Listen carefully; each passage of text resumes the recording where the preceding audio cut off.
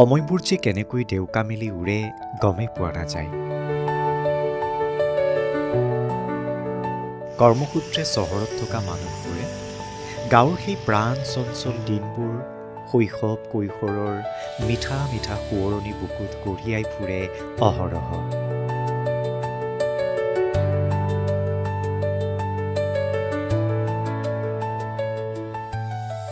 মনটো কিন্তু প্ৰতি মুহূৰ্ততে ঢাপলি মেলে আপোন গাঁওখনলৈ। গাঁৱৰ সেই পুখুৰীটো য'ত জঁপিয়াই জঁপিয়াই সাঁতুৰি সাঁতুৰি গা ধোৱা সময়বোৰ, পুখুৰীত মাছ ধৰা সময়বোৰ,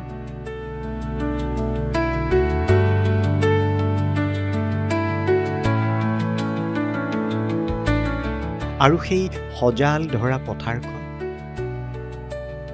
পথাৰৰ মাজৰ সেই আলিটো, গৰমত গছৰ তলত পাৰ কৰা সময়বোৰ, উৰি ফুৰা মেঘবোৰ, মৰম লগা ছাগলী পোৱালিটো, যান্ত্ৰিকতাৰ মাজত আমি পাৰ কৰিছোঁ দিন ৰাতি। আহক আমি আমাৰ শৈশৱ আমাৰ কৈশোৰ বিচাৰি যাওঁ বোলো। আমাৰ হেঁপাহবোৰ আমাৰ স্মৃতিবোৰ বিচাৰি আমি শিশু বা কিশোৰ কিশোৰী হৈ উভতি যাওঁ বোলক আপোন গাঁৱৰ মধুৰতা পান কৰিবলৈ।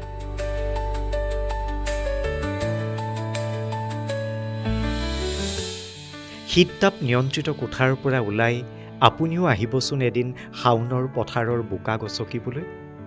প্ৰশান্তিৰ পাৰ ভঙা উৎসাহে আপোনাকো উন্মনা কৰিব, কাৰণ এইখন আপোনাৰ মোৰ আপোন গাঁও।